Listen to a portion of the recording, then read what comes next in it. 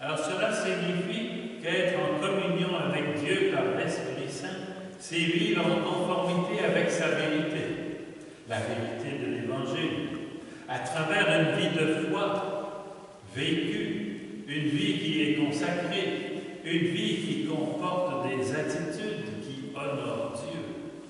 Voilà qu'est-ce que c'est que de fêter la dédicace.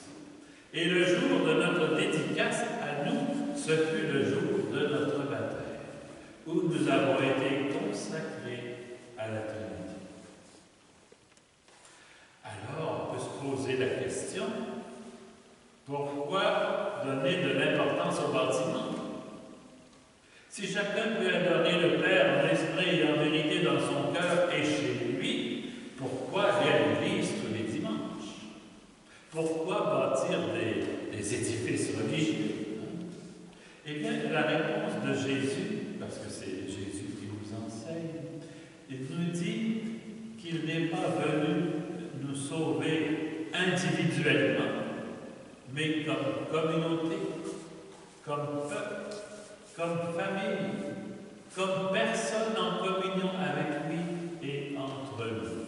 Parce que la véritable Église, même si on peut considérer qu'on est une Église puisqu'on est habité par la Trinité, la véritable Église, c'est toute la communauté chrétienne.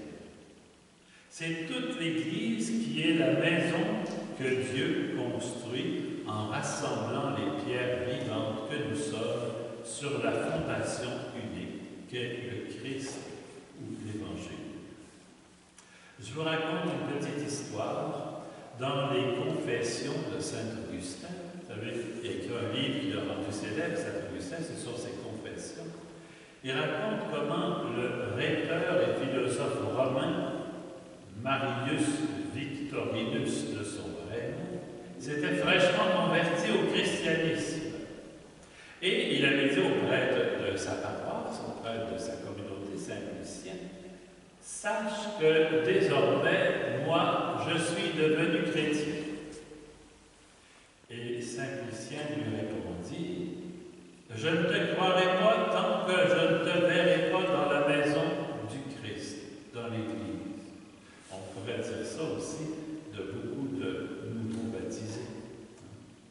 Je ne croirai pas que tu es chrétien tant que je ne te verrai pas dans la maison de l'Église.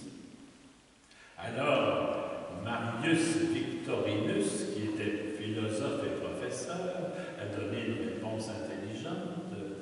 Dans ce cas-là, ce sont les murs qui font de nous des chrétiens. Puis, il a continué son chemin. Et un jour, ce fameux Victorinus a lu cette parole du Christ dans l'Évangile. Ce qui disait, « Celui qui aura rougi de moi et de mes paroles dans cette génération, le Fils de l'homme aussi rougira de lui. » Alors notre fameux Victorinus, il a compris que c'était son amour-propre, la peur des moqueries qu'il aurait à subir de la part de ses collègues philosophes. C'est tout ça qui le retenait ou qui l'empêchait d'aller à l'église. Alors il est allé voir son curé, l'abbé Saint-Lucien, qui lui a dit « Allons à l'église, je veux devenir chrétien. » Il ne s'agit pas simplement d'une conviction profonde, il s'agit aussi d'une conformité par des actes. Parce qu'on finit par marcher comme l'on pense, si l'on ne pense pas de la façon de marcher. Alors, se pourrait-il que cette histoire ait encore quelque chose à nous dire aujourd'hui? Dans la Bible, le temple est appelé la maison de Dieu. Et une maison, c'est d'abord un endroit où on se pose et où on se repose. Où on peut cultiver des relations, avoir des conversations qui comptent, pardon. C'est un lieu où on peut se sentir en sécurité. Mais ce n'est pas d'abord un lieu de culte avec des actes à réaliser, mais un lieu de rencontre. D'ailleurs, je ne ferai pas le cours de latin, mais l'assemblée, c'est un lieu de rassemblement. On se rassemble célébrer un culte, on se rassemble parce qu'on s'y rencontre, et aussi parce qu'on y rencontre le Seigneur tous ensemble. Alors, on y entre dans l'Église pour prendre le temps de renouer une relation qu'on a peut-être laissé filer au fil des distractions et des préoccupations. L'Église ou le rassemblement, c'est le lieu central de nos vies, nous dit la Bible. La Bible ajoute un peu plus précisément, le rassemblement, c'est le cœur de notre relation à Dieu. C'est-à-dire que je ne peux pas être un chrétien seul, je ne peux pas être un chrétien ou une chrétienne sans les autres. Et à un moment donné, dans l'histoire de la Bible, le temple a été détruit par les Babyloniens. C'est la raison de notre première lecture d'aujourd'hui, le texte d'Ézéchiel. Alors Ézéchiel a une vision. Ce que serait le temple futur? Eh bien, il a une vision d'un endroit ruisselant d'eau, comme la terre promise ruisselait de lait et de miel. Et il imagine un bâtiment érigé sur une source d'eau qui irait. D'ailleurs, si vous voyez l'image, si vous relisez le texte d'Ézéchiel, vous verrez que l'eau coule d'un côté de l'église.